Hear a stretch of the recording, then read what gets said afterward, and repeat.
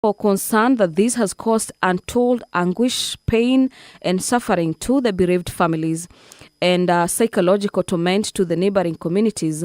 Now, therefore, the member seeks to have the House urge the national government, through the Ministry of Health, urgently conduct an assessment of the public health risks posed by the continued use of the Langata Cemetery, and also institute mitigatory measures and collaborate with other stakeholders, including the Nairobi City County Government, to identify suitable alternative land use as a cemetery.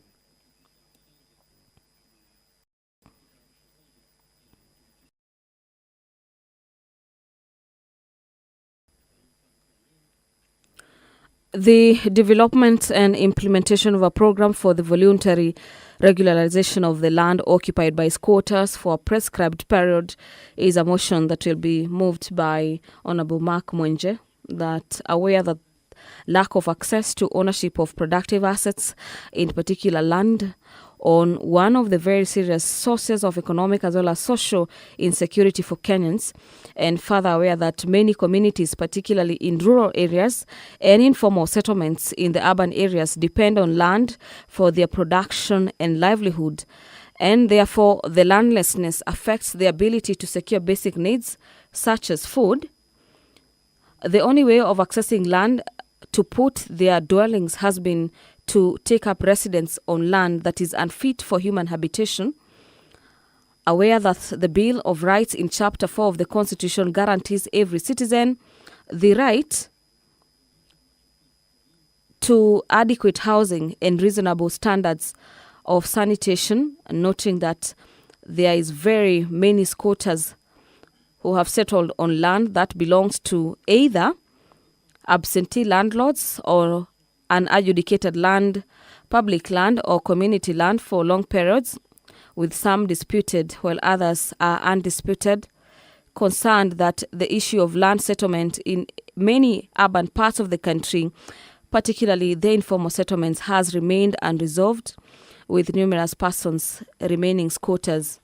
Further aware that Section 7 of the Limitations of Act 2010 provides for the right to claim for settlement on certain land after the prescribed period, recognizing that for the Ministry of Land to hasten the process of identifying parcels of land occupied by squatters where there are no disputes from any party, the House resolves that the government develops and implements a policy for the voluntary regularization of the land occupied by squatters for a prescribed period, including negotiations for the financial settlements across the country. And this will address the challenges facing the said squatters.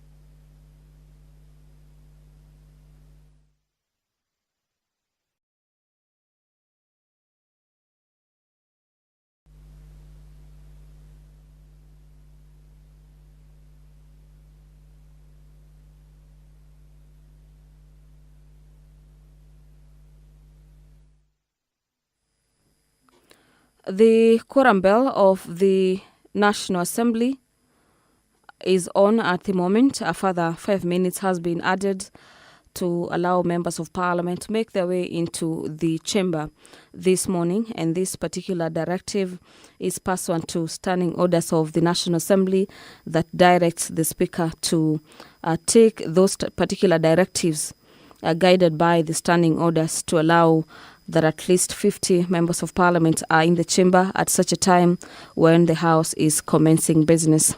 Let's have a further look at the order paper this morning, where clearly there is a lot of motions in the order paper this morning. Another motion that is set for consideration before the floor this morning is the banning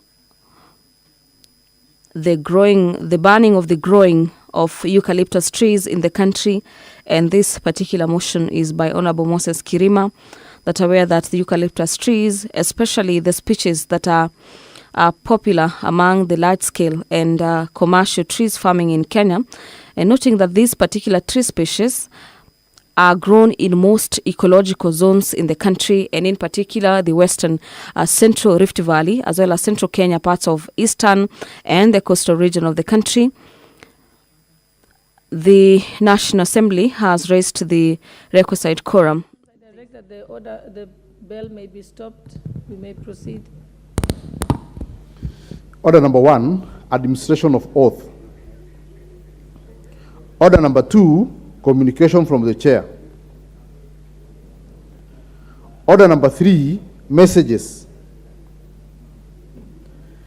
Order number 4, petitions. Order number 5, papers.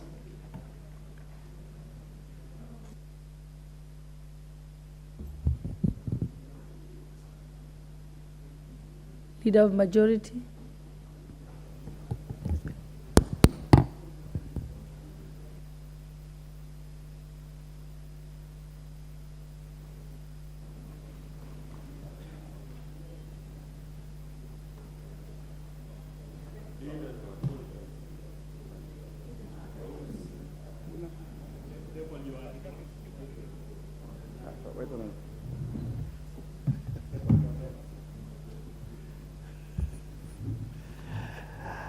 Thank you very much, Honorable Speaker. Honorable Speaker, I beg to lay the following papers on the table of the House today, Wednesday, April 12th, 2023, morning sitting. Reports of the Auditor General and financial statements in respect of the following institutions for the year ended 30th June, 2022. A. Management and Supervision Fund, State Department for Cooperatives. B. Kenya Transport Sector Project, Kenya National Highways Authority. State Department for Fisheries, Aquaculture and the Blue Economy. Revenue Statement for the Ministry of Lands and Physical Planning. Integrated Health and Environment Observations and Legal Institutional Strengthening for the Sound Management of Chemicals in Africa, Minister of Environment and Forestry. Minister of Water, Sanitation and Irrigation. Africa Center for Excellence in Sustainable Use of Insects as Food and Feeds, Jaramogi Oginga Oginga University of Science and Technology. Eastern Africa Regional Transport, Trade and Development Facilitation Project, Kenya Revenue Authority. Improvement of rural roads and market infrastructure in Western Kenya, Kenya Rural Roads Authority. Kimira Oluch Smallholder Farm Improvement Project, State Department for Regional and Northern Corridor Development. Multinational Rural Livelihoods Adaptation to Climate Change in the Horn of Africa, State Department for Crop Development and Agriculture. Instruments for Devolution, Advice and Support, Minister of Devolution. Kenya Cooperation and Partnership Facility, Minister of Devolution. Support to enhancement of quality and relevance in higher education, science and technology, State Department for University Education. State Department for Vocational and Training and Technical Training.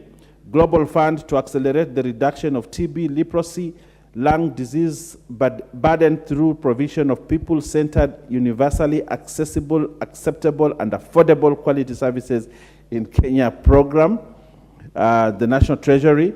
Global Fund to reduce malaria incidences and deaths by at least 75% for the 2016 levels by 2023, working towards a malaria-free Kenya, the National Treasury.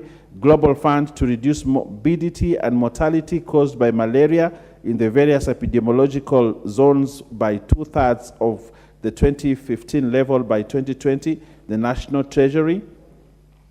Global Fund to contribute to achieving Vision 2030 through universal access to comprehensive HIV prevention, treatment and care, the National Treasury. Global Fund to ensure provision of quality care and prevention of quality care and prevention services for all the people in Kenya with TB, leprosy, and lung diseases, the National Treasury. Petroleum Development Levy Fund holding account, the National Treasury.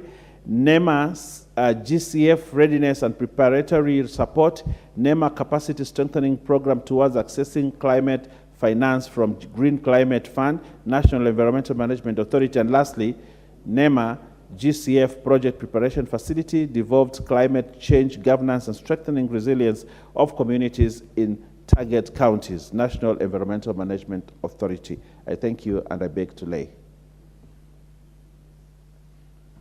Order number 6, notices of motion. Order number 7, questions and statements. Order number 8, hoja, kupiga marufuku usungumziaji na ushapishaji na usambazaji wa taarifa zinazokuza mahusiano ya jinsia moja. Hoja kutolewa iamuliwe.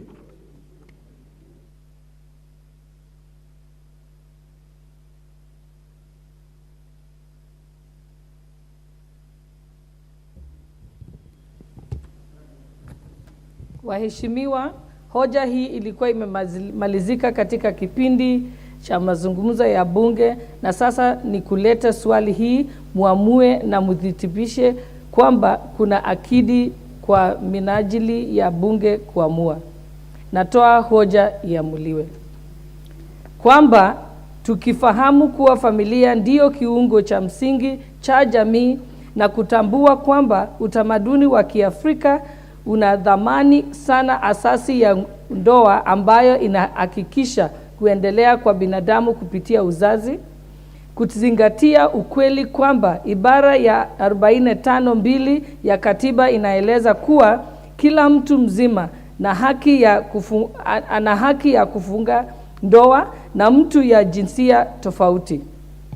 Kwa msingi wa hiari baini ya wahusika, tukitambua pia kwamba kifungu cha 162 cha kanuni ya adhabu kinamtia hatiani yoyote ambaye anashiriki tendo la ngono lisilo la kawaida na mtu yoyote kinyume na utaratibu wa asili. Tukizingatia kuwa mahusiano na ndoa ya jinsia moja na ngono inayotokana na mahusiano haya ni kinyume na utaratibu wa asili. Tukisikitika kwamba kumekuwa na ongezeko la mahusiano ya jinsia moja nchini Kenya kutokana na usambazaji wa vitabu na machapisho yazokuza upotovu huu. Tukitambua kwamba uchapishi na usambazaji wa nyenzo zinazohusu mahusiano ya jinsia moja katika machapisho na vyombo vya habari una athari kali kwa maadili ya jamii kuhusu mwelekeo wa jinsia. Tukimaizi kwamba kuna haja ya kutekeleza sheria ili kulinda na kuhifadhi maadili ya mahusiano ya jinsia tofauti katika taifa. Tukifahamu kwamba uwezekano wa kuzaa kutokana na mahusiano ya ndoa ya jinsia moja, tukihofia kwamba kuongezeka kwa mahusiano na ndoa za jinsia moja kunaitia jamii ya wanadamu nchini katika hatari ya kutoweka. Bunge hili hivyo basi linaazimia kwamba serikali ipige marufuku mara moja uzungumzaji, uchapishaji na usambazaji wa taarifa zinazokuza mahusiano ya jinsia moja nchini na kuweka mikakati ya kudhibiti maudhui hayo kwa mujibu wa ibara ya 45(2) ya katiba na kifungu cha 162 cha sheria ya adhabu ili kuikinga jamii, hasa watoto na vijana, dhidi ya kuafikiwa na mwelekeo potovu ya mapenzi na ndoa ya jinsia moja. Wanaoafiki waseme ndio. Wasioafiki waseme la. Wanaoafiki wameshinda. Hoja imekubaliwa.